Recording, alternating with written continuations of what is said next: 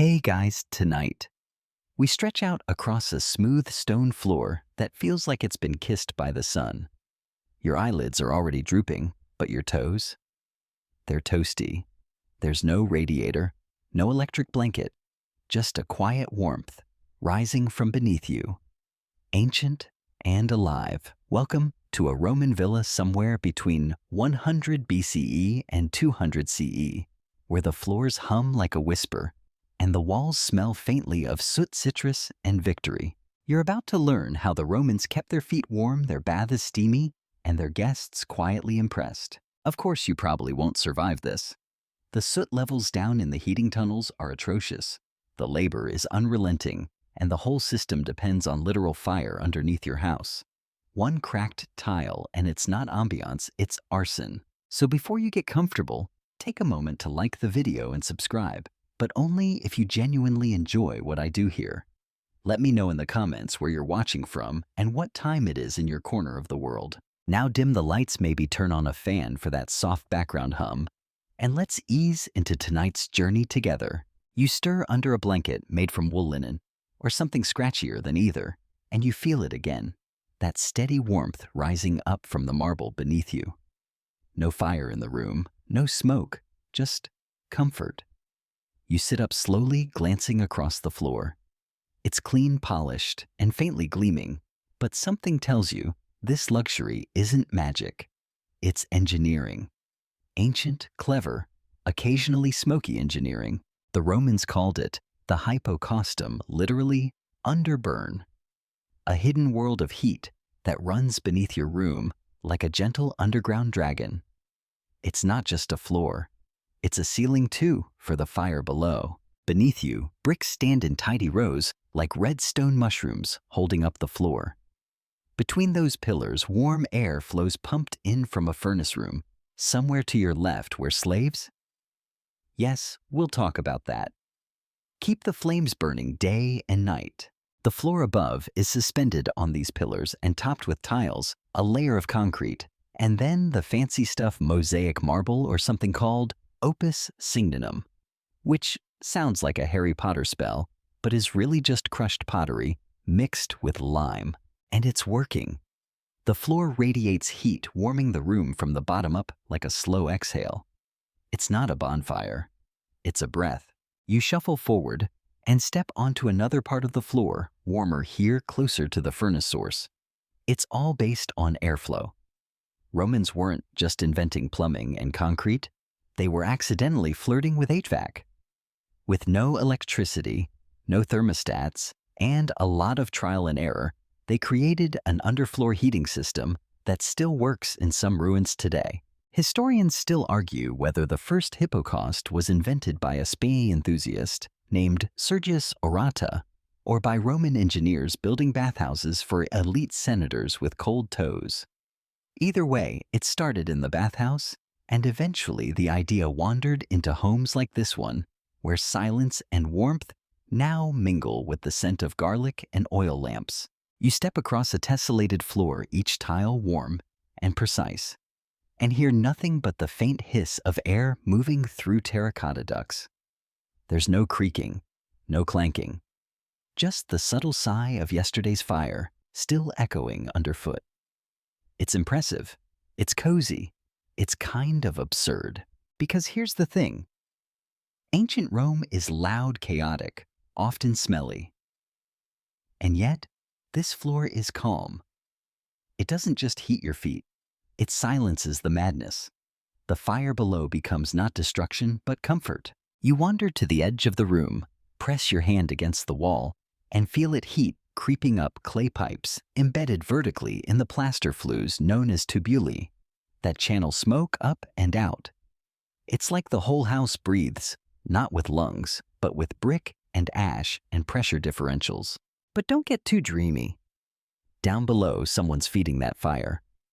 Often, a slave stripped to the waist, red-faced and coughing in the furnace room, shoveling wood into a mouth of flame that wants more, always more. They're the real boiler operators, invisible in every elegant dining room, buried under every polished bath tile. You blink. Somewhere a piece of charcoal shifts, and the heat spikes slightly. Someone stoked the fire again. You sit back down on the warm floor and sigh. It's impossible not to feel lulled by the quiet rhythm of this system so old and yet strangely familiar. The whisper of warmth, the flicker of efficiency, the barely there crackle of stone. It's not just luxury, it's infrastructure, Roman style. And if you listen closely, you can almost hear it, the hum beneath your dreams. You shift slightly. On the warm floor, stretching out your legs and flexing your tunes against the faint heat that pulses beneath the surface. It's subtle now, not the blazing rush of a bonfire, but a steady presence. Like someone has tucked a sunbeam under your slippers. You lie back listening, not for sound but for sensation heat that doesn't announce itself, but reminds you it's there with every breath of warm air drifting upward. What's happening underneath you isn't just magic, it's masonry. And the Romans, bless them, weren't subtle about it. You roll onto your side and imagine cutting a slice through this room layer by layer. Right beneath your head, maybe just a foot or two down, is a forest of little brick columns, pile carefully stacked and mortared. Each one supports a suspended floor, holding it aloft like stone stilts over a slow-moving river of hot air. This was the heart of the hypocaust system, a space under the floor, about knee-height filled with warmth. The air came from a prefernium, a fire chamber tucked just outside the main building, and flowed through that underfloor cavity. Then, depending on the house's layout, it might crawl up into vertical clay flues built into the walls, dispersing warmth as it ascended. Ancient underfloor heating and central venting Roman style. You sit up slowly picturing those spaces. Some historians say the furnace fire could reach up to 600 degrees Celsius, hot enough to cook bread sear fish and lightly bake your marble tiles into submission. You're lying on ancient engineering that was at times only a degree or two short of becoming a slow cooker for architecture. And yet, it mostly worked. The stone slabs above you suspensory were laid thick, mortared solid, and designed to hold the heat without cracking. That was the plan. In reality, they cracked constantly. Builders used layers of tile and special cement to try and balance heat retention with structural soundness. They got it right. Enough. Now, lean closer, because here's the secret. It didn't just warm rooms, it warmed life. A family would gather around this kind of floor not only to cook or dine, but to nap groom, play board games, and make passive-aggressive remarks about politics in front of guests. You weren't just on the floor, you lived on it. It became part of your body rhythm. Even animals liked it. Cats stretched out along the warmest panels. Dogs snored contentedly in corners where the heat pooled thickest. Chickens weren't always invited indoors, but when they were, they perched near the warmth and laid eggs with a slightly smug air. One fringe theory, and let's be clear, historians still argue whether this is fact or the fever dream of an overly poetic classicist, suggests that some Romans used perfumed oil lamps to scent the airflow, turning the entire hypocaust into a kind of ancient diffuser. Like, welcome to my villa. Please enjoy the underfloor lavender. You blink and glance at the wall. Clay pipes once carried that same heated air up through the plaster, warming the space like radiant ribs. It wasn't just about toes anymore.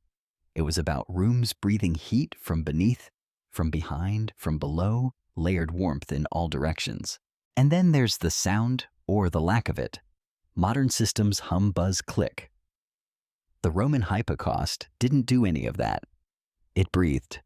No machinery, just convection pressure and brickwork, doing what it does best, quietly holding secrets. One corner of the room is warmer than the rest. You scoot toward it and feel the gradient rise beneath your palms. Roman architects knew how to build with slope and venting in mind. They adjusted the pitch of the floor ever so slightly to help airflow. Not too fast, not too slow, just right. Like Goldilocks with a blueprint. And here's a fun one. Some villas had valves. Not digital, not elegant, just basic ceramic plates or sliding bricks that could block or open airflow in certain zones. You wanted to warm the sleeping chamber, but not the pantry. slide a plate, close a wall flue. Ancient zoning. No fire in the room, no smoke, just comfort. You sit up slowly, glancing across the floor. It's clean, polished, and faintly gleaming, but something tells you this luxury isn't magic. It's engineering. Ancient, clever, occasionally smoky engineering. The Romans called it the hypocaustum, literally underburn, a hidden world of heat that runs beneath your room like a gentle underground dragon. It's not just a floor, it's a ceiling too for the fire below. Beneath you, bricks stand in tidy rows like redstone mushrooms, holding up the floor. Between those pillars, warm air flows, pumped in from a furnace room somewhere to your left, where slaves, yes, we'll talk about that, keep the flames burning day and night. The floor above is suspended on these pillars and topped with tiles, a layer of concrete. And then the fancy stuff, mosaic, marble, or something called opus signinum, which sounds like a Harry Potter spell, but is really just crushed pottery mixed with lime. And it's working. The floor radiates heat, warming the room from the bottom up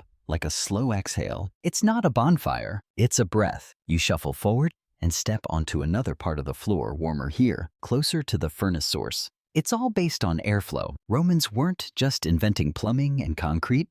They were accidentally flirting with HVAC. With no electricity, no thermostats, and a lot of trial and error, they created an underfloor heating system that still works in some ruins today. Historians still argue whether the first hypocaust was invented by a spy enthusiast named Sergius Orata or by Roman engineers building bathhouses for elite senators with cold toes. Either way, it started in the bathhouse, and eventually, the idea wandered into homes like this one, where silence and warmth now mingle with the scent of garlic and oil lamps. You step across a tessellated floor, each tile warm and precise, and hear nothing but the faint hiss of air moving through terracotta ducts. There's no creaking, no clanking, just the subtle sigh of yesterday's fire still echoing underfoot. It's impressive, it's cozy, it's kind of absurd, because here's the thing. Ancient Rome is loud, chaotic, often smelly, and yet this floor is calm. It doesn't just heat your feet, it silences the madness. The fire below becomes not destruction, but comfort. You wander to the edge of the room, press your hand against the wall, and feel it. Heat creeping up clay pipes embedded vertically in the plaster, flues known as tubuli that channel smoke up and out.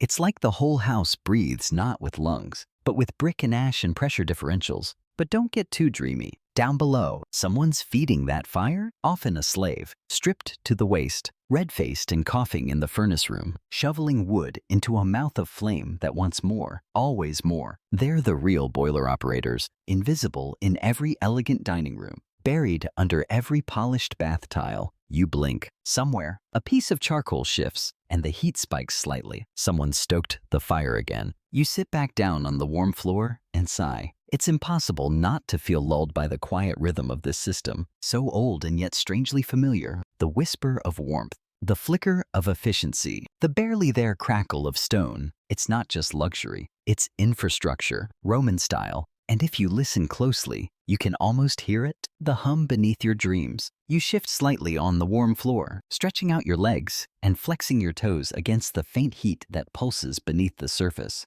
It's subtle now, not the blazing rush of a bonfire, but a steady presence, like someone has tucked a sunbeam under your slippers. You lie back, listening not for sound, but for sensation heat that doesn't announce itself, but reminds you it's there with every breath of warm air drifting upward. What's happening underneath you isn't just magic, it's masonry, and the Romans, bless them, weren't subtle about it. You roll onto your side and imagine cutting a slice through this room, layer by layer. Right beneath your head, maybe just a foot or two down, is a forest of little brick columns pillae, carefully stacked and mortared. Each one supports a suspended floor, holding it aloft like stone stilts over a slow-moving river of hot air. This was the heart of the hypocaust system, a space under the floor, about knee-height, filled with warmth. The air came from a prefernium, a fire chamber tucked just outside the main building, and flowed through that underfloor cavity. Then, depending on the house's layout, it might crawl up into vertical clay flues built into the walls, dispersing warmth as it ascended.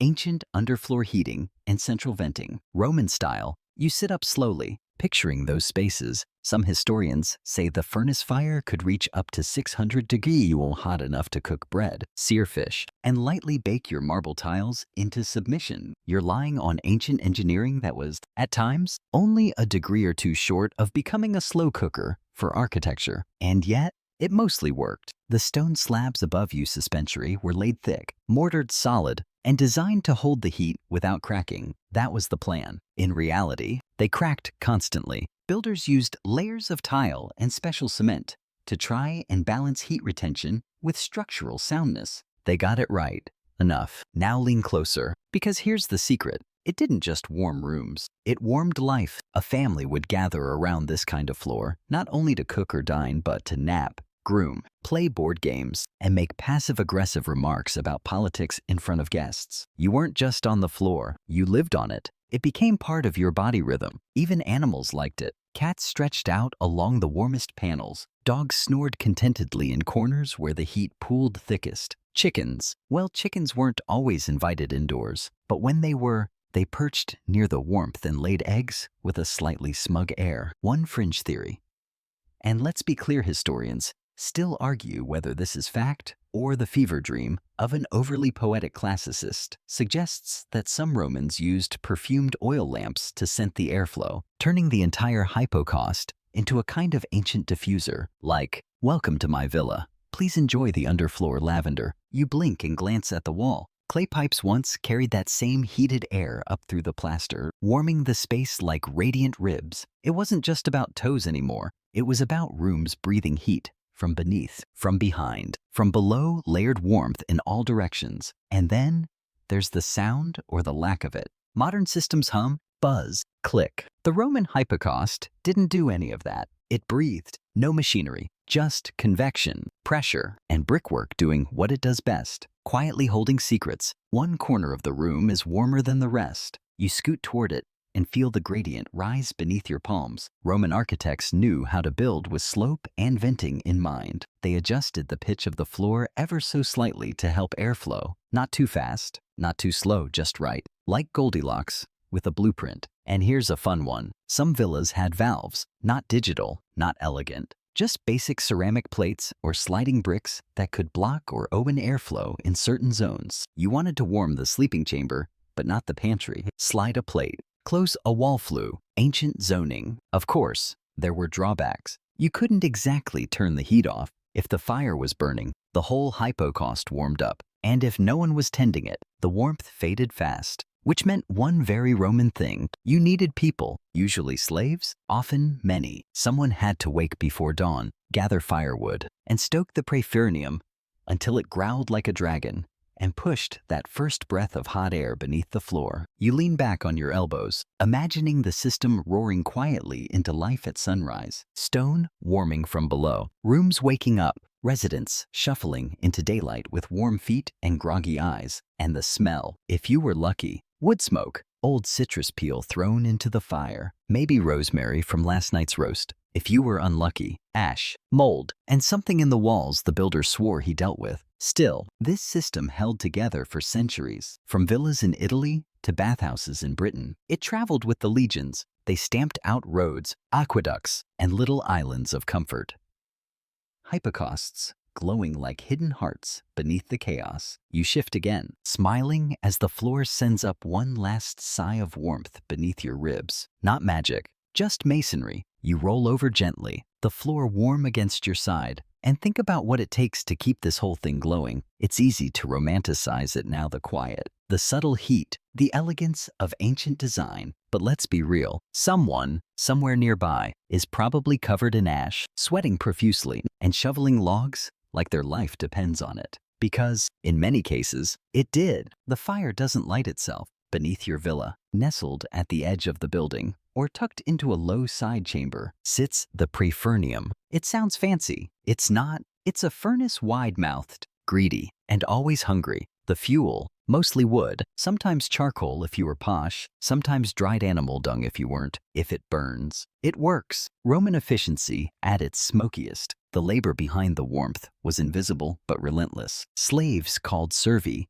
ran these systems in villas, bathhouses, and private homes. Their world was not marble and mosaics. It was soot and sweat. cracked fingernails, and the constant sting of smoke in their eyes, you stretch luxuriously above, while below, someone stokes the fire with a practiced rhythm, sweat streaking through the ash on their forearms. And this wasn't a job you could fake. Let the fire die, and the whole floor cooled. Let it burn too hot, and the floor tiles could buckle, the air flues could crack, or worse, your fancy suspensory could explode. Yes, explode. There are scattered records of thermal accidents, where stone tiles burst or walls blistered from pressure buildup. Historians still argue whether these were freak accidents or common hazards swept under the mosaic rug. You imagine that soot-covered firekeeper pacing between wood piles, counting minutes in his head. No clock, no thermometer, just experience. He listens to the hiss of the air and the creak of the floor above. He watches how fast the smoke curls out of the wall vents. His job isn't just to fuel the fire, it's to understand it.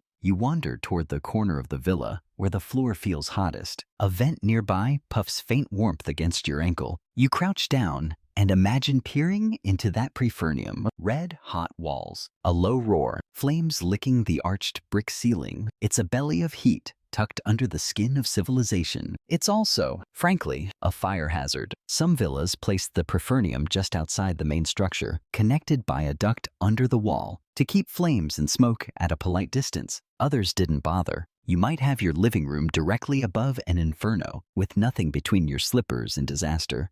But faith in Roman mortar. And yet, it worked most of the time. The Romans knew how to build for heat. They learned, through trial and many errors, how to contain flame, guide smoke, and distribute warmth. They used carefully layered bricks and waterproof cement opus signinum, again with the spellbook name to seal the system. The walls of the fire chamber were often made of curved tile to resist cracking and to help funnel heat evenly. Of course, if you were a lower-class Roman, this was all very impressive and completely irrelevant. Most people in the empire didn't have access to a hypocaust system. Heating your home meant a brazier in the center of the room and a cautious hope that you didn't wake up dead from carbon monoxide. But if you lived in a villa like this or ran a bathhouse, then the fire was part of the architecture, hidden, humming, essential, and sometimes beautiful. You step into the bath wing. Yes, even modest homes had a tiny version of one. The floor here is even warmer,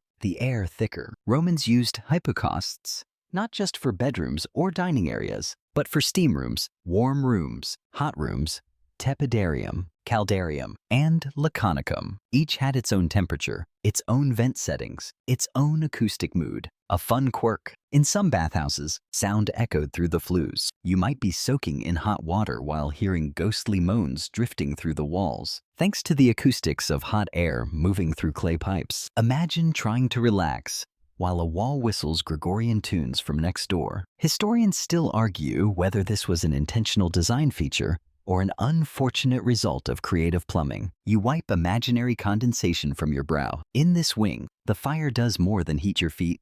It steams the walls, fogs the mirrors, and wraps around your shoulders like a whispering towel. And the maintenance, constant. If ash built up, if ducts clogged, if bricks shifted even slightly, the whole thing could collapse, like a souffle, a smoky, extremely expensive souffle made of cement, and questionable optimism. You glance upward. The roof has small vents, chimney to release smoke. They're angled to avoid backdraft. Clay cowlings help redirect the wind. It's all part of the design, ancient and intuitive. And somewhere, beneath it all, the fire still burns. You lie back down on your favorite tile. Its warmth just right, and breathe out slowly. It's easy to forget the labor behind comfort, the hands that stoke, clean, monitor, and repair, the hidden rhythm of heat. But tonight, it's here, quiet, invisible, alive. And it's working. You sit up slowly, lulled by the heat curling up from the floor, and stretch toward a nearby archway where a faint haze drifts through the air like breath. The scent changes as you move, less like dry stone, more like steam and spiced oil. You follow it. Welcome to the bath wing. It's not just warm in here, it's dense. The air clings to your skin, not in a sticky way, but like you've walked into a bowl of gently simmering broth. Somewhere, water drips steadily. You blink through the mist, and shapes emerge. Curved benches, shallow stone pools, figures reclining with half-lidded eyes, and towels that wouldn't pass modern modesty codes. This is where the hypocaust earns its reputation. Beneath the floor, you're now tiptoeing across carefully because even with sandals, it's a scorcher. The system breathes with steady power. In the hot room, or caldarium, the fire below is strongest. The underfloor space is tighter here, closer to the surface. To drive heat upward into the room, wall flues conduct the warmth even further, trapping it in thick plaster and tile until the space itself radiates like a bread oven. The steam, that comes from water splashed on heated surfaces or piped into basins, warmed by the same flames. Romans understood heat transfer intimately, even if they didn't call it that. They'd toss water onto marble or metal plates positioned directly over heated bricks, filling the air with fog. You lower yourself onto a ledge by one of the shallow baths. The seat is warm, dry, perfectly smooth. Your shoulders relax. Now imagine this. You've been out all morning bartering for figs, or arguing about the Senate, or just watching gladiators do whatever it is they do. And this haze, this hum is where you end your day. Romans treated bathing like a social sport. The thermi weren't just spa stops. They were the original combination of gym, gossip corner, food court, and body scrub central. A good bathhouse had multiple heated rooms, each with different temperatures, and hypocausts extended like the roots of a fire-breathing tree beneath all of them. The sequence was part ritual, part health regime, part social expectation. First, the warm room, tepidarium, a place to begin sweating gently, sometimes with olive oil rubbed into your skin by someone annoyingly cheerful. Then the hot room, caldarium, where you sit and stew like a human dumpling. Finally, the cold plunge, frigidarium, which sounds invigorating and probably was if you survived the shock. You scoot closer to one of the pools and notice a thin layer of mineral sheen on the surface. The heat brings everything out of the water: calcium, sulfur, and whatever your cousin spilled in here last week. Still, there's something oddly comforting about it. A bath that smells faintly of earth and steam and ancient lavender. And then, of course, there's the laconicum. Not all homes had this, but elite bathhouses did. A dry sweat room, basically a proto-sauna with an even stronger hypocaust presence. Here, walls were double-layered, vented carefully to keep the heat dry. You sat on a bench and let the warmth soak into your bones while pretending not to eavesdrop on the senator next to you, discussing grain tariffs and the quality of imported snails. Historians still argue whether these spaces were open to all classes or reserved for Rome's rich and well olive-oiled. Public bathhouses were common and technically affordable, but entry fees and social expectations sometimes kept poorer citizens on the outside, not to mention gender divides.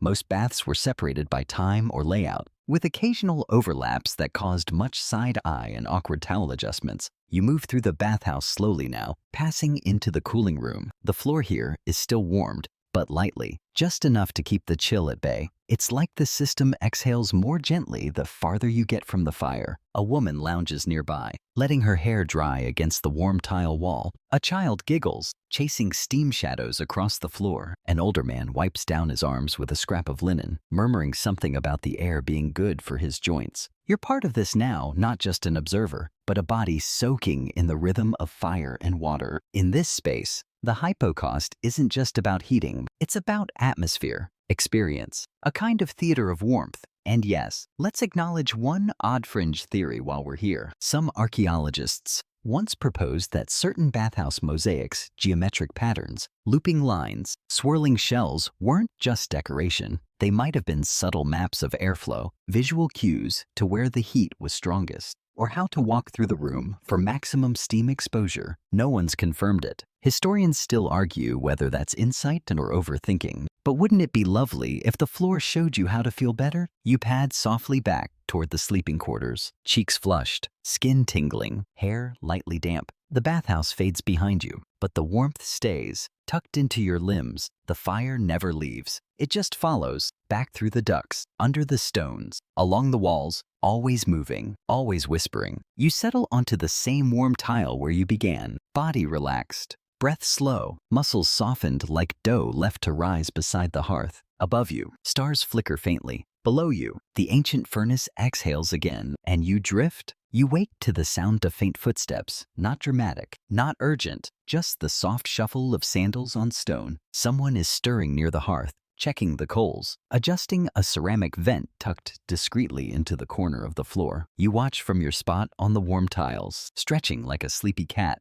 as a new day of heat begins its slow breath beneath your feet. And as the scent of toasted grain wafts in from a nearby kitchen, a question forms in your mind. Who actually got to enjoy this kind of comfort? Spoiler alert, not most people. You see, for all the engineering brilliance of the hypocaust, it was about as accessible as a gold-plated bidet in a marble chariot. This was a luxury reserved for the elite, the kind of people who owned villas with names, wore togas that required assistants to put on, and casually referred to Cicero like they'd been at brunch together. The average Roman citizen, they were more likely to warm themselves by crowding around a brazier, huddled with family and neighbors in a cramped insula, an apartment block made of wood, straw, wishful thinking, and a tendency to catch fire if someone sneezed too hard near a candle. Hypocaust systems were expensive to build and even more expensive to operate. You needed land to accommodate the subfloor, labor to dig and construct the flue channels, and a never-ending supply of wood to feed the greedy prefernium. Then you had to pay someone, probably several someones, to tend the fires all day. Basically, unless you were a wealthy landowner, a military commander, or the kind of bathhouse mogul who used marble as a paperweight, you weren't waking up to toasty toes. You wander through the villa now, noticing which rooms are warmed and which are not. The triclinium dining room, warm. The cubiculum bedchamber, warm. The kitchen, strangely not. Heat here was already abundant from cooking fires, so wasting hypocaust energy on it was redundant. Also, it kept the kitchen staff from passing out in a puddle of their own sweat. And don't even get started on the servants' quarters. Most of them didn't get warmed floors. They got drafty attics, shared blankets, and maybe a warm spoon if they were lucky. But if you were in the right social class, the options. You imagine walking into a reception hall, high ceilings, tall columns, a glittering mosaic floor warmed just enough to feel like you'd entered the womb of civilization. Guests would lounge on heated benches with goblets of diluted wine, praising the clever engineering even as they pretended not to sweat through their tunics. Still, even for the elite, hypocausts weren't always practical. They didn't reach every corner of the home. You had to plan where to place the furnace, how far the flues could stretch, and how many rooms you could heat without asphyxiating your guests with rogue smoke. Some villas used portable braziers in addition to their hypocausts, especially in the transitional seasons when full-floor heating felt a little overdramatic. And then there's the bathhouses, Rome's great equalizer, where even common citizens could soak like emperors. Public thermi were subsidized by the state or wealthy patrons trying to win popularity points. That meant you, an average Roman with limited coin and cold feet, could access a toasty, marble-floored haven without selling your family goat. These public bathhouses featured some of the most elaborate hypocaust systems in the empire. Vast networks of flues, furnaces the size of small amphitheaters, and smoke vents that could make a modern chimney blush. They didn't just heat the floor. They heated the walls, the benches, the water, and occasionally the gossip. Historians still argue whether these bathhouses were truly egalitarian or just cleverly disguised status showcases. Sure, the entrance fee was low, but everything inside had layers, literally and socially. The fancier you were, the better the towels, the more discreet the oil rub, and the closer you got to the hottest benches, you lie back again, feeling the warmth settle around your ribs. And think about that strange contrast. A system built to deliver comfort, yet limited by status. Heat, the most basic of needs, filtered through hierarchy, and yet it spread. The design caught on, from the palaces of Rome to the farthest reaches of the Empire Syria, Gaul, Britannia. You could find versions of the hypocaust. In the rainy highlands of Scotland, legions built bathhouses with these systems to remind themselves that they were still Roman. Even if the sheep outnumbered the citizens, you picture a lone villa on a windswept hill in Gaul, the fire glowing underfoot while the wind howls outside. A tiny, hidden ember of civilization burning steadily in the wilderness. That's the magic of the hypocaust. It wasn't just about keeping warm. It was about carrying a feeling across distance, a sense of order, comfort, and power. You didn't just build a fire. You built Rome, one warm tile at a time. Back in your villa, someone is pouring oil into a shallow dish beside you. A scent like rosemary and smoke drifts through the air. You open your eyes briefly and see Prometheus himself. Just kidding. It's the house steward, And he's adjusting the ceramic vent again. The heat rises, subtle and deliberate. You exhale and feel it settle against your spine like a gentle, ancient hand. This, you think, is what it meant to be warm like a Roman. You lean your head back against the warm stone and exhale, eyelids half shut, as the comfort of the hypocaust melts into your bones. It's hard to imagine now, but there was a time when even the Romans had to figure out how not to freeze. Before heated floors and spa wings, before flue tiles and furnace rooms, there were simply fires in pits and hopes that no one accidentally lit the roof. But eventually, someone squinted at the smoke curling across their ceiling, coughed a little, and thought there must be a better way. The result wasn't immediate. The hypocaust was a slow-burning invention, literally and figuratively. Some trace its earliest forms back to the Greeks, or even the Etruscans. But it was the Romans who truly weaponized comfort. You picture a Roman engineer named let's call him Lucius, scratching diagrams into wax tablets, muttering about airflow and brickload as his dinner gets cold. He's got soot on his hands, broken tile samples on the floor, and a vague desire to invent the future while still making it to the baths before dark. The innovation didn't happen in a flash. It came piece by piece. At first, builders created shallow chambers beneath bathhouses, meant to trap hot air from wood fires. Then they realized, if you raise the floor on short brick stilts and keep the fire going in a side chamber, you could direct heat more evenly, add vents in the walls,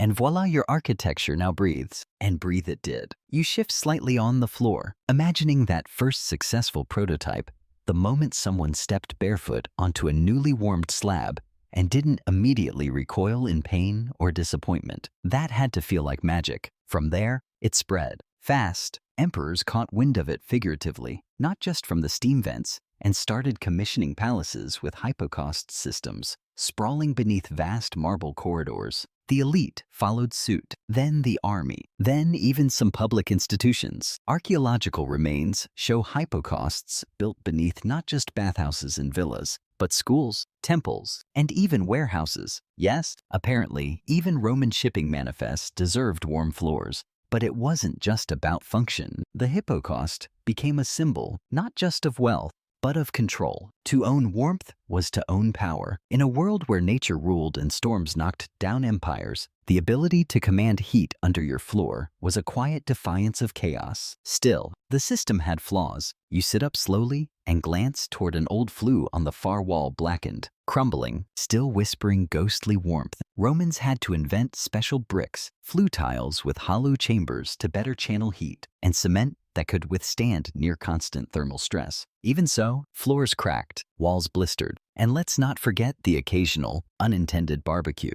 In one ruin, archaeologists found traces of melted mosaic near a failed furnace chamber. The theory, someone left the fire raging unattended. The floor got hot enough to warp. That's less cozy and more lava trap in a toga. Historians still argue whether these incidents were rare or simply underrecorded because, let's be honest, if your house burned down due to overenthusiastic heating, would you advertise it? But even the mishaps couldn't slow the spread. As the empire expanded, Roman builders hauled bricks and duct tiles into every new province. In the cold mist of Britannia, bathhouses sprouted like mushrooms. You imagine a Roman commander pacing a hypocaust-warmed barracks in York, grumbling about the weather, while his sandals squished gently on slightly steamed floors. And when they couldn't build full systems, they adapted. In some places, evidence shows scaled-down versions, simple raised hearths with partial ducts, just enough to take the chill off a main room or communal bath.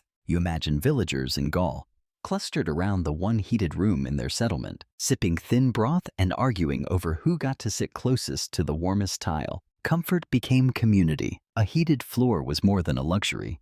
It was a reason to gather. Meanwhile, back in the villa, where you're now blissfully sprawled, the system hums on. Someone is moving through the hallways, checking the airflow. You hear a scrape of pottery, the soft clink of a coal being shifted. Above the warmth, life continues. And now for a delightfully odd tidbit. There's a theory again, fringe, but too charming not to include, that hypocausts were sometimes used to bake flatbread directly on the floor tiles. Not officially, not in the blueprints. But when archaeologists found carbonized grain pressed into tile fragments, imaginations lit up. Picture it, a servant discreetly baking a snack between spa treatments, warmth and wheat, courtesy of ancient HVAC. You grin and lie back down. What started as survival became sophistication. The hypocaust wasn't just heating.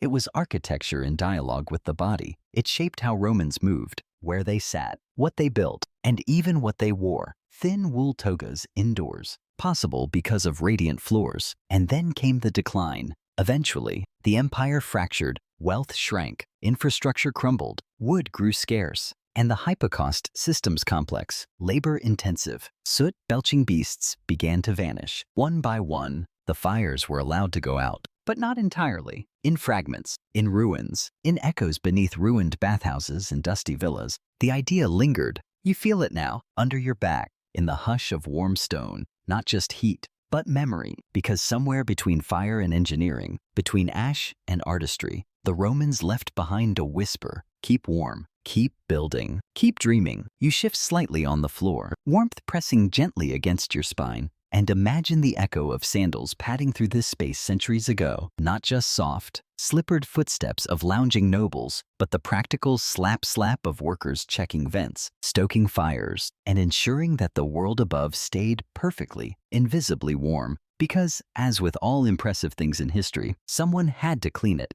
You roll onto your side, resting on a pillow of fur, and wonder about those who maintained the hypocaust. Because, let's be honest, ancient engineering didn't come with a maintenance-free guarantee. Every cozy tile you're enjoying right now once sat atop an intricate, messy, occasionally temperamental underworld of ash, soot, and crumbling brickwork. Down there, beneath your feet, was a full-time job, crawling through cramped crawl spaces to clear soot from ducts, tapping on bricks to check for hairline cracks, and hoping the vent system hadn't clogged again. Because, fun fact, Roman heating didn't include central air filters. It included people, very dusty people. Some records even suggest that children small enough to wiggle into the tighter ducts were sometimes used to check airflow or retrieve things that had dropped into the grates. Historians still argue whether this was routine maintenance or just another example of questionable Roman childcare. You push yourself up slightly and wander toward a corner of the room where an open floor tile reveals a glimpse of what lies beneath. The suspensura. These were the little squat brick columns that held up the floor above the furnace channels. Like a tiny army of terracotta mushrooms, they carried the full weight of Roman comfort on their stubby shoulders, each one hand-set, stacked precisely, arranged to allow maximum airflow without collapsing under foot traffic. The Romans knew their stuff. Some systems had 100 of these pillars packed tightly across a single room. Others used alternating patterns to guide the smoke like a lazy river of heat.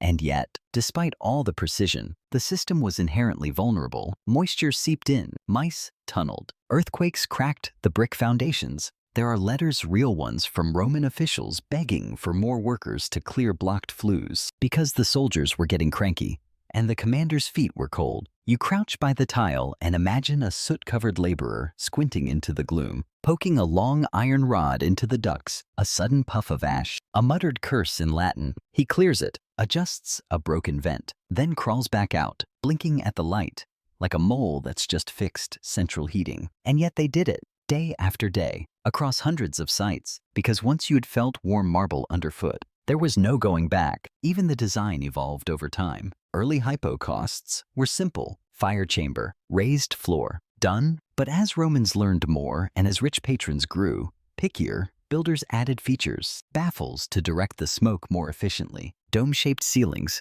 to reduce soot buildup, angled floor tiles to spread the heat more evenly. You walk slowly now, trailing your fingers along the smooth plastered wall, and notice one of the ancient tubula hollow clay tiles embedded in the wall to carry heat upward. These flue tiles often ran vertically behind the plaster, connecting the underfloor heat with the walls and ceiling. In some places, they doubled as sound channels, carrying conversations or arguments between rooms.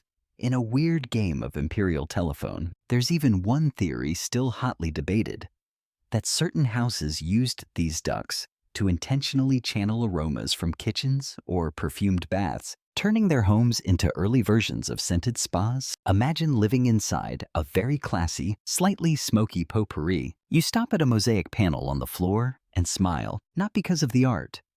It's just a simple geometric pattern, but because you know what lies beneath it. Heat, quiet, constant, still working after all these centuries in some ruins where archaeologists light fires in ancient furnaces and watch the rooms warm like the walls.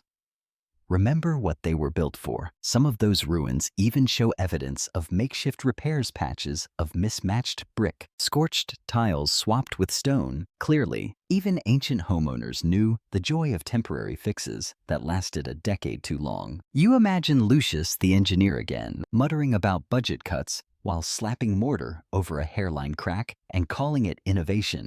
But the most fascinating thing, the system was designed to be felt, not seen. The entire point was subtlety, hidden warmth. You weren't supposed to notice it. You were just supposed to feel better. Romans loved spectacle. Yes, columns and colosseums, fountains and frescoes. But when it came to heating, the hypocaust was their quiet masterpiece. And somehow, that makes it even more impressive, because how many comforts in your life today come from things you never see? Wiring, plumbing, insulation, data signals, the warmth in your home, the hum of the fridge, the gentle sigh of a well-sealed window. The Romans started that idea. That true luxury is invisible. You lean back onto the floor again, letting your weight sink into the warmth. You feel it in your calves, your lower back, your fingertips, a glow without flame, a breath without sound. Someone somewhere, centuries ago, stoked a fire with the hope that it would do this, and it still does. You don't even bother sitting up. Now you just sprawl, arms out, legs loose, cheeks flushed with warmth that isn't flashy or loud, just steady and constant. The floor beneath you has become a kind of lullaby, a soft murmur of heat that whispers, "You're safe here." But let's not forget, this whisper came from fire. And fire, as you well know, is a flirtatious little chaos agent. It gives generously, until it doesn't. You stretch, imagining what it must have been like when things didn't go quite so smoothly. Because for all its marvels, the hypocaust had a dark side, not ominous storm clouds and tragic endings.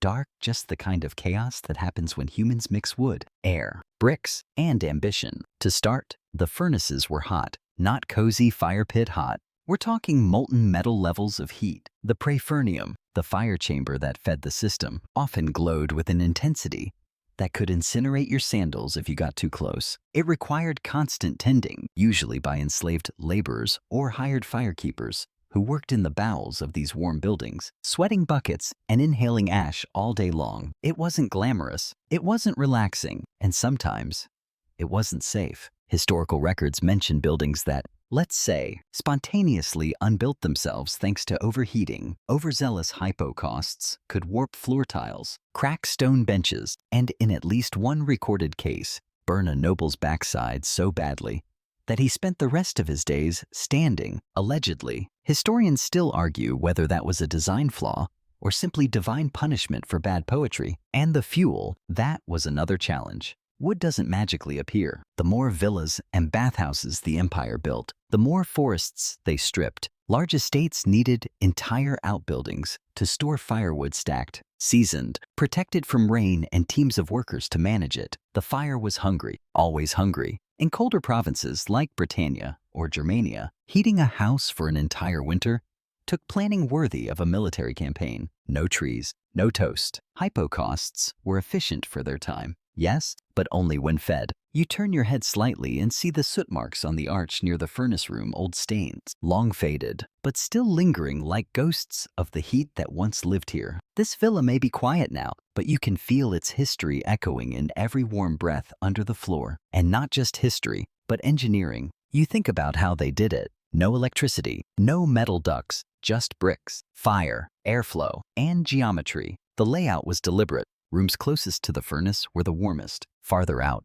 cooler. Engineers used different floor heights, varied the thickness of supporting bricks, adjusted the direction of the flues, all to control the temperature. Some even angled the floor slightly, so the heat would travel naturally toward the coldest corners. And there's evidence that some rooms had adjustable vents, stone, or ceramic plates, You could open or close to increase or reduce the warmth. Ancient thermostats essentially operated with a stick and a strong opinion. Even the construction of the floor mattered. Mosaics weren't just for looks, they served a purpose. Tightly set tiles retained heat better and released it more slowly. Some were arranged in patterns that may have subtly guided the warmth to where people sat or reclined. It wasn't art on top of engineering. It was art as engineering. You sit up again, just long enough to pour a little water into a shallow clay bowl. The steam that rises is faint, aromatic. Someone added rosemary and lemon balm to the water earlier, and now the air smells like an ancient apothecary with a side hustle in aromatherapy. Which brings us to another point. This whole system wasn't just about warmth. It was about health.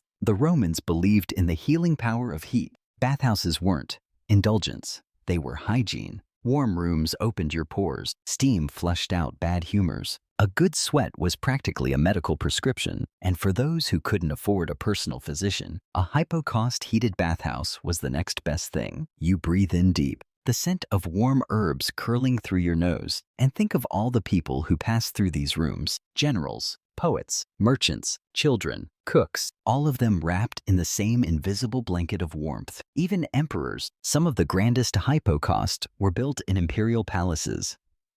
Giant systems that stretched beneath marble banquet halls and colonnaded libraries. Imagine sitting at a feast, feasting on grapes and gossip, while your toes remained toasty, thanks to roaring fires below, tended by an army of workers. Of course, all that grandeur came with risk. Roman historians were very fond of noting which emperors got too fond of their luxuries. There are entire scrolls of passive-aggressive commentary about leaders who spent more time beneath the bathhouse roof than beneath the stars. But you know what? Same. You lie back again, one hand tucked behind your head, listening to the distant rumble of the furnace below, real or imagined. It doesn't matter. The warmth is real. The comfort is real. The silence is a luxury even Augustus couldn't buy. And yet, the most incredible thing, they built all of this to be invisible. The perfect hypocaust was the one you didn't notice. No smoke, no noise, no open flame, just warmth spreading through the floor like magic made of brick and air. And tonight,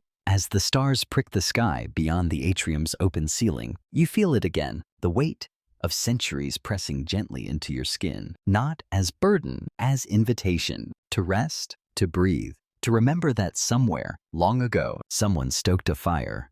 Just for this moment, you open your eyes to the faint shimmer of early morning light, filtering through slatted shutters. The floor beneath you is still warm, a gentle echo of last night's fire, as if the villa itself is reluctant to let go of its dreams. Someone nearby is already awake.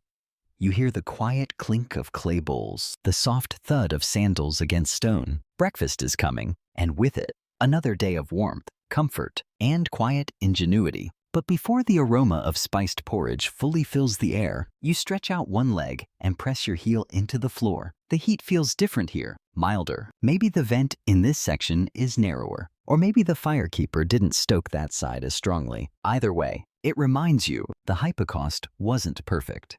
It was personal. Different rooms had different levels of heat. Some were toasty enough to nap in. Others stayed cool on purpose because Romans, like the rest of us, couldn't quite agree on what comfortable meant. Historians still argue whether the tepidarium, the warm bathroom, was more popular than the caldarium, the hot one. And let's not even talk about the frigidarium, basically.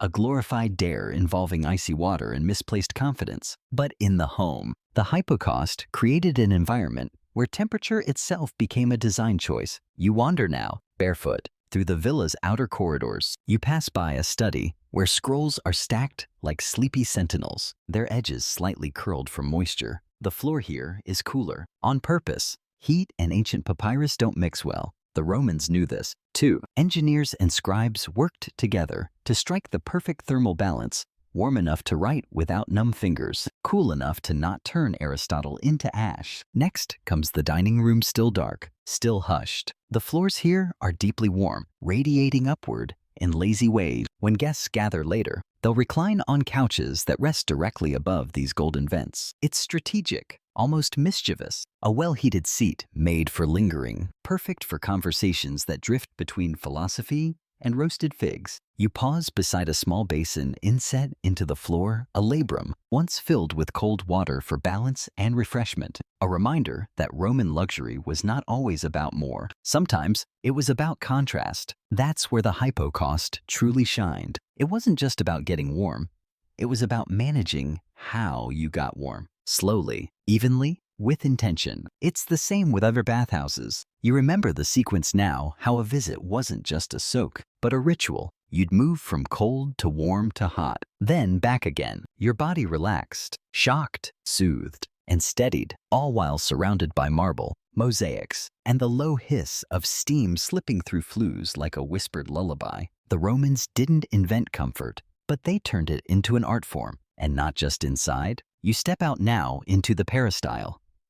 The open courtyard framed by columns, a patch of green hemmed in by stone and sky. Even here, the warmth lingers. Some villas extended their hypocausts to outdoor spaces, not for necessity, for delight. Imagine sitting in your garden on a cool morning, toes tucked into warm earth, sipping watered wine as the mist lifts from cypress leaves. That's the genius of the hypocaust. It made indulgence feel natural. You stop near the edge of a fountain. A servant pours warm water over the marble rim to rinse yesterday's dust. That water, heated by the same fire that warmed your floor. Some villas routed excess hypocaust heat through water channels, warming not just floors, but baths, pools, and even fish tanks. Yes, fish tanks. One villa ruin in Herculaneum includes remnants of a heated pool that, according to some fringe theories, may have included ornamental fish that lived slightly warmer, more luxurious lives than most Romans. No one knows for sure. But someone found melted tile near an old cistern, and once again, the imagination ignites. You return inside and pass a mosaic tiny tiles arranged in a swirling flame pattern, abstract but unmistakable. A tribute to the system beneath.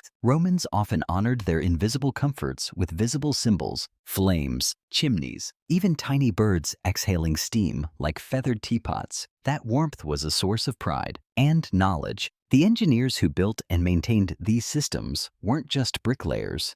They were thermal artists. They had to understand fire, pressure, architecture, airflow. Some even carved symbols into the bricks codes only fellow builders could decipher. Like a secret society of ancient HVAC technicians, their skills were passed down not through textbooks, but through hand-eye apprenticeship. One mistake, and the whole system could fail. A vent too small, and the heat choked. A flue too narrow, and smoke backed up into the home. But when done right, it was silent brilliance. And you, lying here on the mosaic floor, have become part of that legacy. Not just a visitor, but a witness, a receiver of their gift. You press your hand flat against the tile.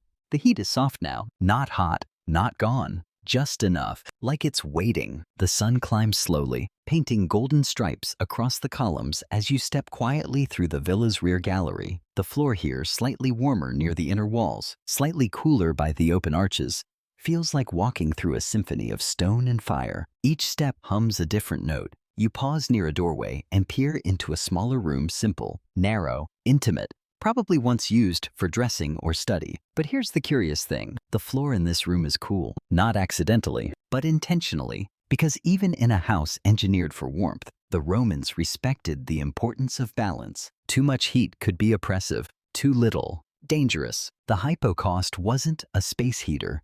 It was an experience, a crafted climate, one that shifted based on room, function, and most importantly, people. Historians still debate just how widespread this system truly was. Some argue it was only for the wealthy, an elite extravagance, flaunted by emperors and aristocrats. Others point to remnants of simpler hypocausts in more humble dwellings, proof, perhaps, that even modest homes aspired to this quiet revolution. You wander into the bath chamber now, the caldarium, the warmest room in any Roman bathing suite, and you're immediately struck by the thickness of the air. Steam clings to your skin, the walls sweat gently. The heat wraps you, not in a blaze, but in a thick velvet hush. Light filters through a small window, refracted by moisture, creating a halo around the fountain that burbles gently at the center. You sit beside it, dipping your toes into the warm basin, and take a deep breath. This is what they built, not just a place to wash, but a sanctuary, a meeting place, a place to sweat,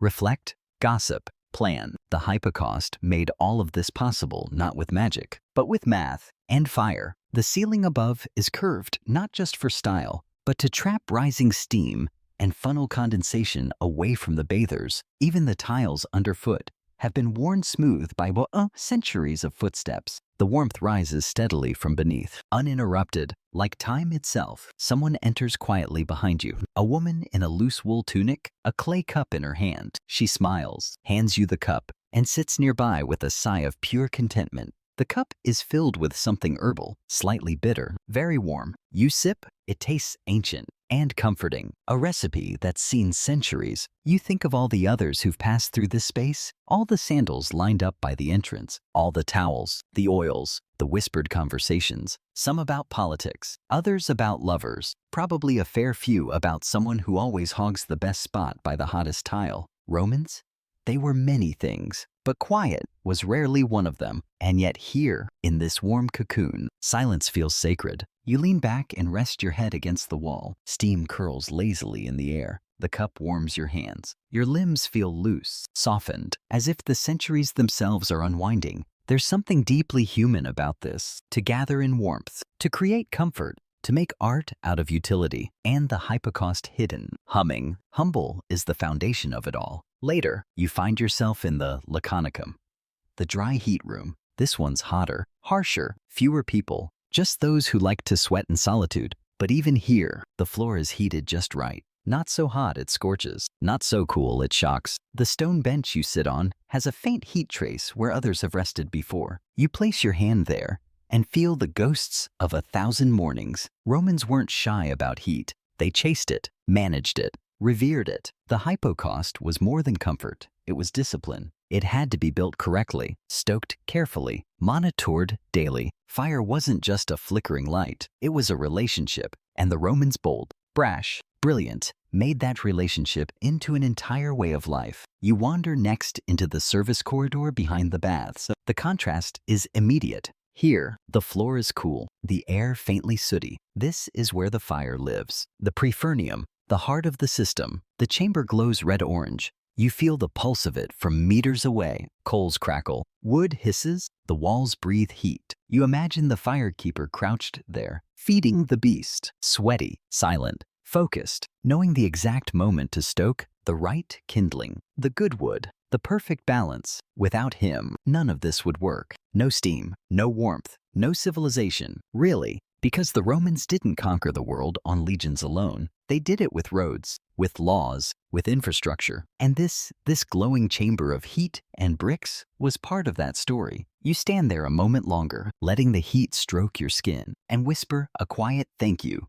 to the long-forgotten builders who gave the empire its warmth. You return to the bath, your footprints now slightly darker on the warm floor, the cup still warm in your hand, the scent of oils and damp marble in your nose. It all feels so alive. Because the hypocaust wasn't just a Roman innovation, it was their heartbeat. You dry your hands on a strip of linen and step back into the villa's main corridor, the quiet warmth of the bathhouse still clinging to your skin. The floor beneath your bare feet is different here, not hot, not cold, but aware. It greets you with a gentleness earned through centuries of quiet service. The Romans may have engineered many marvels, but few were as humble or as enduring as the hypocaust. And now you start to notice how it touched everything. You pass a chamber where someone is grinding grain beside a low clay oven. The fire beneath is faint, just enough to warm the air without igniting it. This room wasn't designed for luxury. It was built for efficiency. The floor here, too, rests on small suspensory, and you can almost hear the low whisper of heat traveling through the gaps, finding its way into bread dough, barley mash, or perhaps an early attempt at cake. Historians still argue whether the Romans invented sweet pastry or just stole the concept from the Greeks and added honey until it passed out. Either way, the kitchen knew heat. The Colina, or Roman kitchen, wasn't just a room for fire. It was a room for controlled fire. And while not every home had a full hypocaust below it, some wealthier villas extended the system into these spaces, offering the cook a steadier temperature and safer floors to stand on. Imagine baking on a gently warmed surface, no flame licking at your hem, no ash cloud in your porridge. You move on through a storage room where cured meats hang from low beams and ceramic jars nestle into brick cubbies along the walls. Even here, in the cooler parts of the home, the hypocaust sometimes reached not to cook or to pamper, but to preserve. Consistent warmth meant fewer cold snaps, fewer spoilages, longer-lasting wine, oils, and pickled onions that no one asked for, but everyone politely nibbled. And it didn't stop at food. The Romans extended their heating systems into everything they could: libraries, public meeting halls, even military barracks. Archaeologists have uncovered legionary outposts in chilly Britain where the command tents sat atop warm stone floors. Because yes, conquering Gaul is hard, but doing it with frostbite, that's just poor planning. One general reportedly insisted on hypocaust-style bath tents that could be erected and fired within a day. He wanted his soldiers clean, calm, and slightly steamed before battle. His troops adored him, his enemies less so. You pause outside a private sleeping room now, cubiculum. The door is half open. Inside, the floor is warmer near the center, where a bronze bed frame once stood. A sleeping Roman noble might have stretched, half dreaming, and never once questioned why the air didn't bite at his nose. The heating here was subtle, less intense than in the bathhouse, but deliberate, because in the Roman world, even dreams deserved climate control. You crouch near the corner and touch the wall faintly warm. Behind it, flue tiles. These weren't just for exhaust. They were part of the whole system. Hollow clay bricks, set into the plaster, carried warmth upward and out. And in some homes, small vents could be opened or blocked, giving you a degree of thermal control. No dials, no apps, just bricks, fire, and knowledge, and people, so many people. The unsung brilliance of hypocausts wasn't just in how they were built, but in who maintained them. From architects to masons, fire tenders to sweepers, every layer of society touched this system. It was a communal effort, a social contract made of soot and sweat and perfectly angled bricks. Even poets wrote about it. Pliny the Younger once described a bathhouse so warm it made him forget his sorrows. Seneca, of course, grumbled about the noise, but both agreed warmth mattered. It soothed, it softened, it civilized. You return now to the main atrium of the villa, the central heart of the home. The sun is higher, and the light plays across the patterned floor like ripples on a lake. You lie down in a warm patch and exhale. No music plays, no speeches are given, but everything around you glows. Because this wasn't just a system for heat, it was a system for presence. It let people linger, talk longer, think deeper, and those who experienced it never forgot. The British, when they uncovered Roman ruins centuries later, found fragments of hypocausts buried beneath moss and rubble. They puzzled over the tiny pillars, the hollow tiles, and then they understood. These weren't just ruins, they were blueprints. The Romans hadn't just heated rooms, they'd passed on a concept, a philosophy: warmth without firelight, comfort without noise, technology made invisible, in service of the human spirit. You roll onto your side and run a finger along a line in the mosaic, a curve, now slightly worn, once shaped like flame. Whoever laid it knew their craft. They weren't just placing tile, they were placing intention so that someday, maybe, someone just like you would feel it, and pause, and smile. The sun hangs higher now, filtering warm light through the atrium's colonnades. It dapples across the tiled floor in honeyed streaks, mixing with the gentle heat rising from beneath. You shift slightly, letting the warmth seep into your back and shoulders like a lullaby of stone. This moment, this stillness is made possible by design, because the genius of the hypocaust wasn't just in how it worked, but in how quietly it stayed working. You hear someone shuffling in the next room, probably heading to the kitchen to check the stew. Somewhere else, children argue softly over who gets the bigger piece of barley bread. The floor hums along with it all, an ancient, unseen accomplice in domestic rhythm. Let's step outside again, through a side passage, down a set of warm stone steps, into the underbelly of the villa, the service corridor. Here, the hypocaust bares its teeth. It's not decorative here, it's functional. Low arches, brick piers, the smell of ash and heat clinging to every surface. This is where it lived. The fire, you can still see the soot staining the ceiling, the gaps in the suspended floor, where heat once raced like invisible rivers. The suspensurae, those tidy stacks of bricks, are still mostly intact like tiny altars to engineering. You duck slightly, careful not to bump your head. In one corner, an iron poker leans against a wall, rusted but resolute. It's a relic now, but once it was a key used to stoke, prod, test the strength of the heat. A firekeeper might have crouched here, barefoot, tired, feeding logs into the mouth of the Prefernium, while muttering about overachieving senators and heat-hungry nobles. Historians still debate who these firekeepers were: enslaved workers, hired specialists, apprenticed boys learning the art of combustion. Most likely, a mix of all three, but their knowledge was sacred. They didn't just build warmth, they preserved it. You sit for a moment on a low ledge, feeling the coolness of the earth press into your thighs, and imagine the heat surging through these chambers centuries ago. The floor above glowing faintly, the walls sighing with effort, and above it all, the simple, stunning miracle, comfort delivered without flame or smoke or spectacle, just warmth, pure and patient. When you climb back up into the villa, the air feels different, not just warm but alive, like it remembers, and that memory extends beyond Rome. Because here's a little secret. The Romans didn't invent the idea of underfloor heating. Oh, they perfected it. Sure, they made it portable, efficient, aesthetically pleasing. But before hypocausts, there were earlier systems in Greece, in Korea, even in the chilly north where longhouses used raised stones warmed by embers. Historians still argue whether the Roman hypocaust was born from innovation or adaptation, but either way, they made it unforgettable. Even long after the empire fell, the echo remained. Medieval scholars wrote about ancient warmth with something like envy. Renaissance architects tried to revive it, usually with varying success, and several lawsuits about burnt floorboards. In the 19th century, archaeologists in Britain unearthed old villas with raised floors and thought they were tombs. It took time to understand what they'd found. What they'd found was comfort, fossilized. You find yourself in a long, narrow room now, a hallway,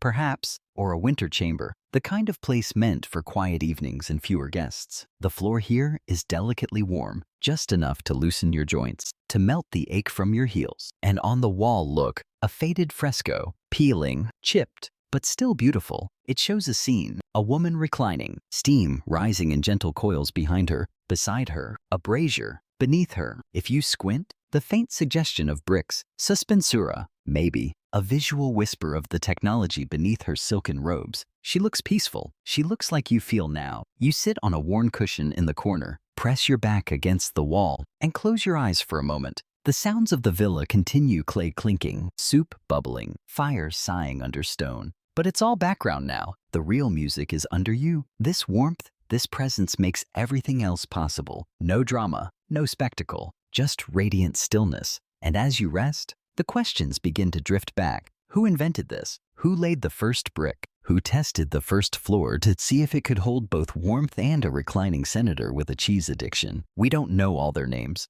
but we walk on their work. The hypocaust wasn't a monument or a temple. It wasn't carved in marble or sung by poets. It was invisible infrastructure, ordinary brilliance. And in that ordinariness, it carried something extraordinary. Legacy. You lean your head back, the warmth curling along your spine, and you realize this isn't nostalgia. This is gratitude to the builders, to the fire, to the warmth that asked for nothing but gave everything. You wake from your floor nap with the imprint of a mosaic vine curling across your cheek and the gentle realization that, yes, this is how comfort was always supposed to feel: quiet, unassuming, ancient as sunrise. The floor beneath you hums with a warmth that doesn't demand attention. It just is. And so, you stretch, stand slowly, and walk again through the villa, each footstep soft against carefully crafted tile. Outside, the air has cooled slightly. Spring clouds drift lazily across a pale blue sky, and birds argue cheerfully.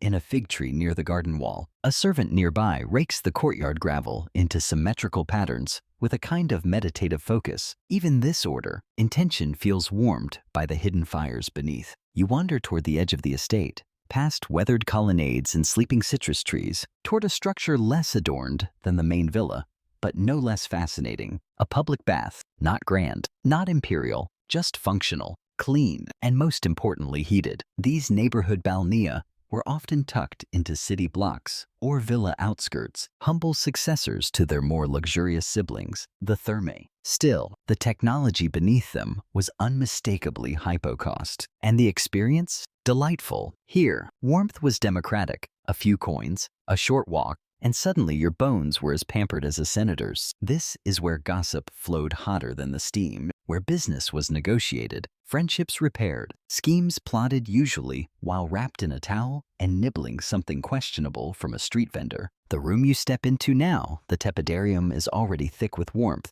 not oppressive, not sharp, just present. Like the sigh of a sleeping dog, you sit on a curved stone bench, feet planted on the toasty floor, and let it all wash over you. The air smells faintly of rosemary and oil. Someone has left a jar of warmed olive salve on a ledge. Another visitor has scribbled something into the condensation on the wall.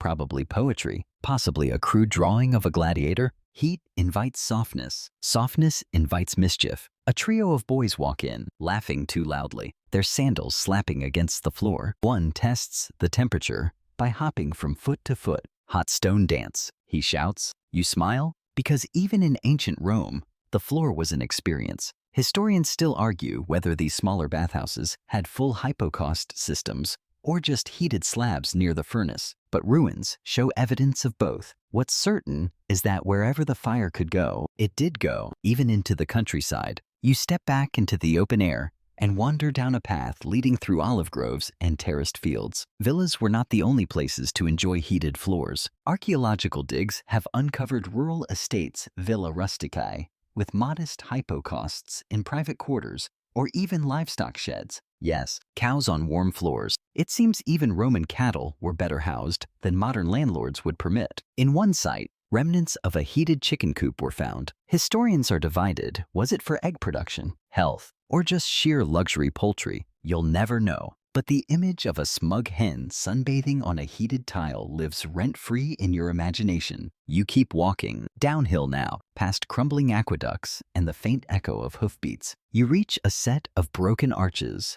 the remains of another villa. Here, the hypocaust is exposed to the sky. Bricks jut out like vertebrae. Flue tiles lie shattered across the grass. Wind whistles through the hollow channels where fire once lived. It's a ruin, but it still holds warmth. Not physical, but remembered. You sit on the edge of a fractured column and close your eyes. For a moment, you can feel it, the system whirring to life. The low whoosh of air, the creak of old beams, the hush of heat arriving not with fanfare but with familiarity. This was always the secret, not grandeur, consistency, fire that made itself small, useful, and unforgettable. The hypocaust didn't demand glory. It didn't shout. It simply kept you warm enough to think, to speak, to dream. You rise slowly, brushing dust from your cloak, and begin the walk back to the main villa. Along the way, you pass a shepherd warming his hands over a pit stove. He smiles, offers you a piece of baked root, still hot from the coals. You take it, bite.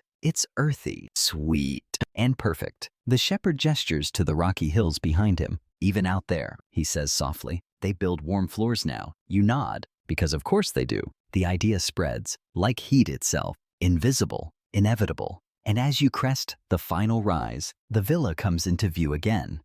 Columns golden in the lowering sun, smoke curling gently from the roof, warmth rising from every tile like a thank you, whispered across centuries. The fire never wanted to be worshipped. It just wanted to serve. And thanks to the hypocaust, it still does. You pause beneath the villa's arched entrance as evening begins to stretch itself lazily across the sky. The warmth that rises from the stone floor is softer now, less of a heat, more of a hum. It cradles your feet gently, like a cat curling into your lap without asking permission. Inside, the rooms flicker with torchlight. But even in the glow of open flame, the true comfort still seeps up from below. The hypocaust is still working. Quietly, invisibly, tirelessly, you wander toward the main dining chamber, the triclinium, where dinner is being prepared. A low table sits at the center, ringed by 3 curved couches. The floor here is particularly warm, engineered with wider flue tiles beneath to support longer meals, longer conversations, longer sighs of contentment.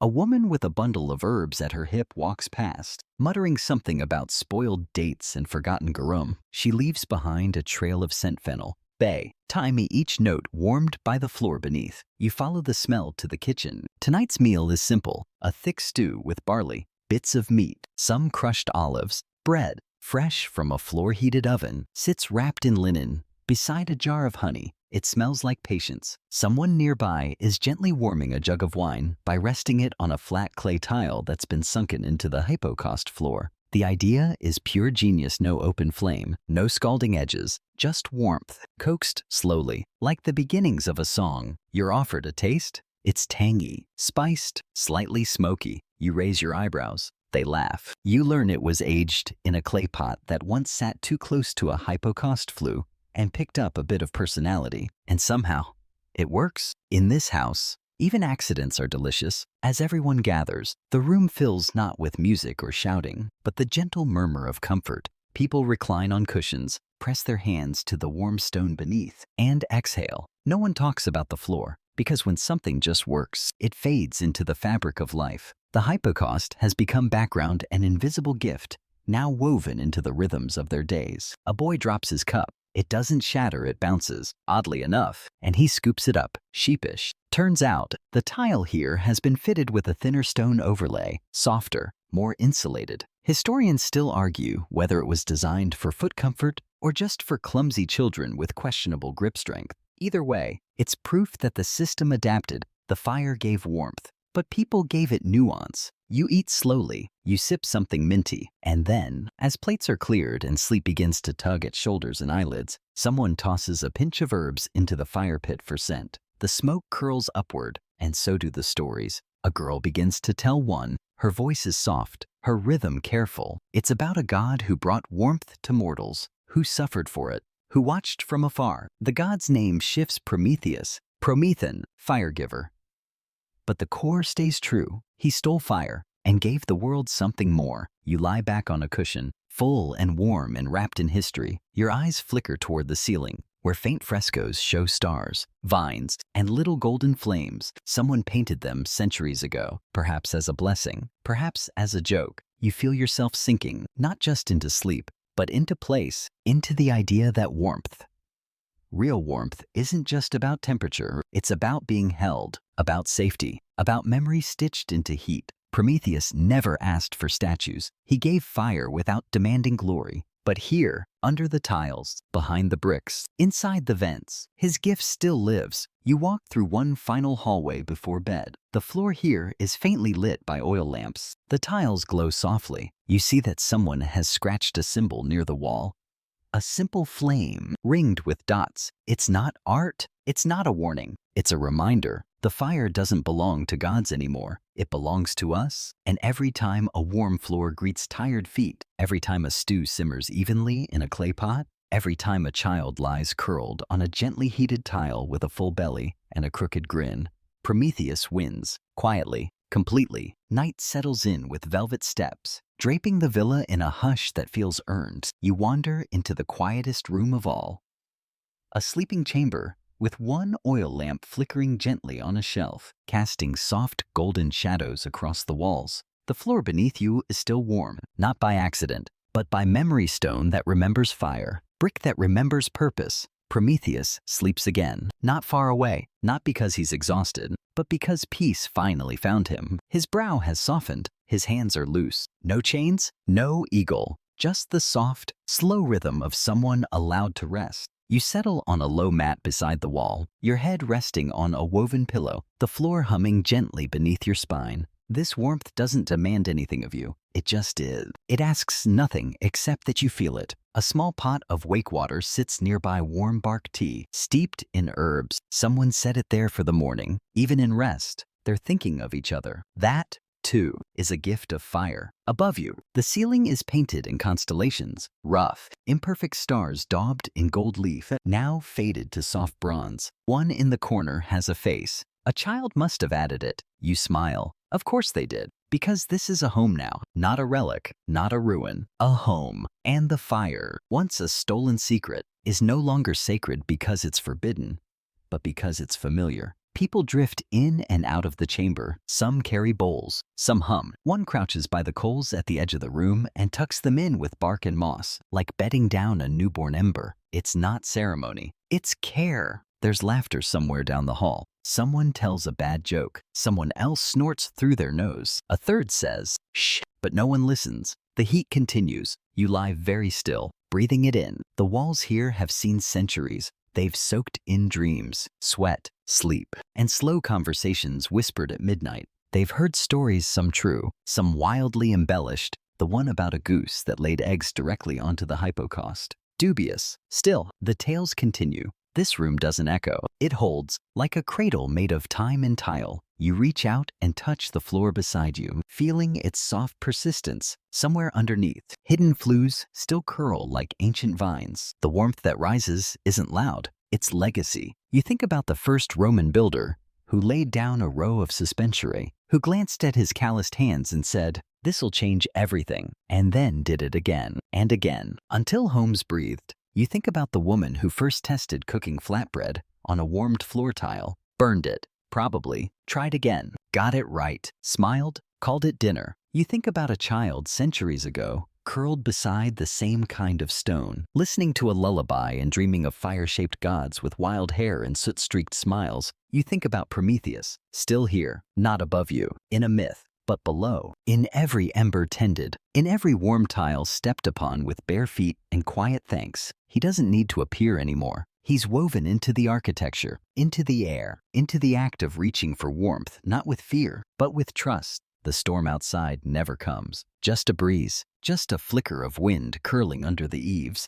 The fire holds, and for once, you don't need to watch it. You know it'll still be there in the morning, because this is the gift. After all, not flame, not heat, but the knowledge of how to keep it alive. And that is everything. And now, as the fire dims to a soft ember glow, and the room exhales in gentle silence, you let yourself drift. The warmth beneath you is steady, neither rising nor fading, just present, like a hand resting gently on your back, like a promise kept long after the storyteller has stopped speaking. You breathe in through your nose, slow and deep. The air is faintly scented with something old and herbal, like pressed leaves in a forgotten book, or steam rising off the edge of a dream. Outside, the wind moves through tall grass, a hush, a lullaby. The night doesn't press, it holds. You shift your head slightly and feel the fabric beneath your cheek. Woven, familiar. It smells of ash and honey and something more ancient still. Someone stirs nearby.